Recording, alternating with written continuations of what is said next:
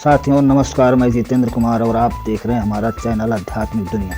आध्यात्मिक दुनिया चैनल में आप सभी प्रिय मित्रों का स्वागत है।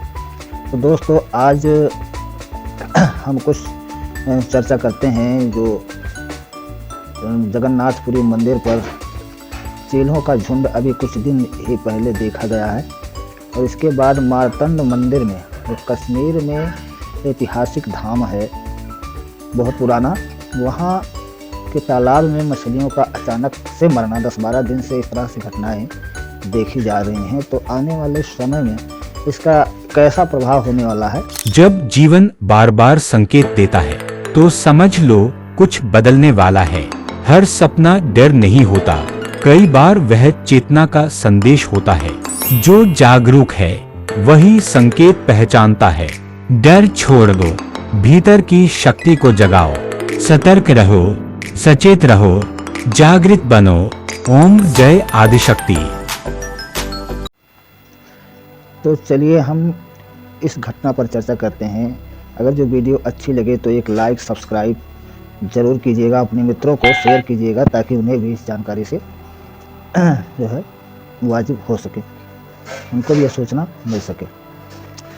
तो अभी आपने देखा सन 2025 में अप्रैल के महीने में 13 अप्रैल को एक चील पक्षी जगन्नाथपुरी के गुंबद से एक ध्वज लेकर और मंदिर के चारों तरफ परिक्रमा करती है। और इसके बाद आपने देखा जस्ट 9-10 दिन के अंदर भारत और पाकिस्तान के बीच एक भयानक युद्ध छिड़ जाता है। तो ऐसे में अब आने वाला समय सन 2025 जाने वाला है। सन 2025 के लास्ट महीने यानी कि दिसंबर में एक और बड़ी घटना देखी गई, जिसे कुछ लोग शुभ संकेत मानते हैं और कुछ अशुभ संकेत मानते हैं।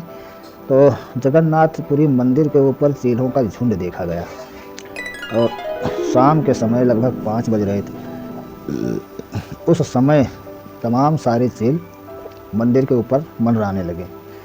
अब इसके बाद देखिए दूसरी घटना, कश्मीर के अंदर जो मार्तंड सूर्य मंदिर है, वहाँ लोग दर्शन करने जाते हैं और तालाब में स्नान भी करते हैं। बहुत सुंदर सी झील है, तालाब है। तो वहाँ की मछलियों को देवताओं की तरह माना जाता है। तो ये मछलियाँ अकस्मात मरने लगी। तो सन 2025 खत्म होने वाला है और देवताओं की भूमि से इस तरह के संकेत मिलना ये कैसा लगता है? यह साल, आने वाले साल के बारे में यह संकेत कितना भयानक होने वाला है। तो सन 2026-19 मार्च से नवरात्रि प्रारंभ हो रही है और नवरात्रि के दिन ही हिंदू नववर्ष है और उसी दिन रुद्र संवत्सर 2083 की शुरुआत हो रही है। तो कहते हैं जब जब रुद्र संवत्सर आता है तब तब उस समय भारी विनाश होता है। तो कहीं न कहीं घटनाएं हमारे बीच बहुत अधिक होती हुई दिखाई देती हैं, ऐसा माना जाता है। और ज्योतिषीय रूपरेखा अनुसार देखा जाए तो इस वर्ष के राजा बृहस्पति और मंत्री मंगल रहने वाले हैं। अब एक तरफ जो है गुरुदेव बृहस्पति अत्याचारी हैं और उसके बाद मंगल स्वयं विनाशकारी है। तो अब इस वर्ष में क्या होने वाला है? घटनाएं तो बहुत विचित्र रूप में होने वाली है। जहाँ तक आप देखेंगे कि जब चील मंदिर के ऊपर मंडराते हैं तो घटनाएं कुछ न कुछ तो होती रहती है। आने वाले वर्ष के बारे में हम इसे संकेतों के रूप में अगर देखते हैं तो इस वर्ष में लगते ही शुरुआत में ही आप देख रहे हैं दिसंबर का महीना जा रहा है, जगह जगह नए नए युद्ध के फ्रंट खुल रहे हैं और धर्मों के बीच विवाद की स्थिति भी। अभी आपने हाल में देखा ऑस्ट्रेलिया में जो है ईसाइयों के ऊपर धड़ाधड़ गोलियां चलाएंगे और उसमें 10-12 ईसाई धर्म के लोग मारे गए। तो आज के समय में इस तरह से जो घटनाएं हो रही हैं प्रत्याशित तथा अप्रत्याशित रूप में, और सड़क दुर्घटनाएं, रेल दुर्घटनाएं, हवाई दुर्घटनाएं एवं तमाम सारी दुर्घटनाएं, जल से आपदा, आग से आपदा, ज्वालामुखी के कारण और भूकंप के कारण जो तबाहियाँ हो रही हैं, आने वाले समय में अब इस संकेत से देखा जाए तो ये और भी विचित्र और भी विकराल होने वाले हैं। क्योंकि ग्रंथों में लिखा गया है, ये कालखंड जो चल रहा है ये बदलाव का समय है, प्रकृति के बदलाव का समय है, युग के बदलाव का समय है। भविष्यमालिका हमारे देश की प्राचीन ग्रंथ है।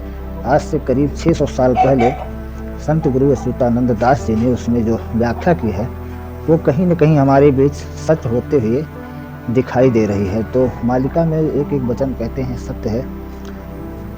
तो जब हमारे देश के महान संत ऐसे त्रिकालदर्शी संत जिन्होंने 600 साल पहले ही भविष्य को देख लिया था और उन्होंने जो जो लिखा है सब अपने अपने समय पर घटित होती हुई जा रही हैं, तो कहीं न कहीं इनकी की हुई भविष्यवाणियाँ सच साबित होंगी। अब आगे रौद्र संवत्सर आने वाला है और उसी दिन नवरात्रि भी आरंभ हो रही है, तो बड़ा अच्छा संयोग है। उसी दिन भगवान शिव और माता आदिशक्ति दोनों का एक ही समय में धरती पर जो है आगमन हो रहा है। एक तरफ भगवान शिव रुद्र रूप में, दूसरी तरफ माता नव दुर्गा के रूप में धरती पर पधार रही हैं। तो यह समय काफ़ी ज़्यादा भयावह होने वाला है। यहाँ आप देखेंगे धर्म से जुड़ी हुई घटनाएं तीव्रगामी होने वाली हैं, बहुत तेज़ी के साथ घटने वाली हैं और धर्मों को लेकर जगह जगह विवाद छिड़ेंगे, जिसके कारण दंगा फसाद आगजनी इस तरह की घटनाएं देखी जाएंगी और राजनीतिक अस्थिरता भी देखी जाएगी।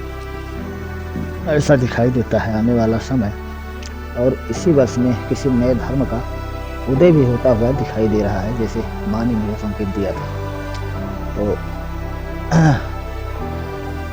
अब इस तरह से जब देवभूमि से जो है प्रत्यक्ष प्रमाण आ रहे हैं तो आने वाला समय बेहद विनाशकारी होने वाला है। तो साथ में मेरा कहना है कि इस समय जो भी घटनाएं हो रही हैं उनकी तरफ ध्यान न देकर हमें अपने आत्मबल की तरफ ध्यान देने की ज़रूरत है। हमें अपने आप को सुदृढ़ होना है, अंदर से मजबूत होना है और बाहर से ही मजबूत होना है। इसके लिए हमें क्या करना होगा? इसके लिए हमें भगवत भक्ति या सत्य मार्ग पर चलना चाहिए। जिसे भी आप अपना इष्ट मानते हैं उनकी दयनीय जो है दिनचर्या में अच्छे से पूजा पाठ अपना लीजिए और ध्यान साधना भक्ति प्रार्थना जो भी हो सकता है उसको जितनी भी हो सकता है, जितनी भी अच्छी तरीके से हो सकता है उतनी अच्छी तरीके से कीजिए। और क्योंकि आने वाले समय में केवल सुरक्षा का एक ही मार्ग रहने वाला है और वो है भक्ति मार्ग। तो जल्दी से भक्ति मार्ग पे आ जाइए और मांस मछली मदिरा इत्यादि इन सभी मादक पदार्थों को छोड़ करके जो है सच्ची भक्ति और निष्ठा के साथ भगवान की भक्ति करें, तो ज़रूर कहीं न कहीं ईश्वर आपकी रक्षा करेगा। क्योंकि हर मुसीबत के समय में सभी लोग ईश्वर को याद करते हैं, तो केवल एक दिन और एक मिनट याद करने से कुछ नहीं होता है। इसके लिए यदि हम पहले से तैयार होंगे तो भगवान ज़रूर हमारी प्रार्थना सुनेंगे। तो साथ ही अगर जो आपको यह वीडियो अच्छी लगी हो तो एक लाइक शेयर सब्सक्राइब करते जाइएगा, जिससे आने वाले हर वीडियो का नोटिफिकेशन आपको मिल सके और हम और भी अच्छी टॉपिक पर आपके लिए काम कर सकें। इससे उत्साह भी बढ़ेगा। तो मित्रों, जय माता दी, जय भगवान शिव, जय भगवान कल की, जय भगवान श्री जगन्नाथ, धर्म की जय हो आप सभी को।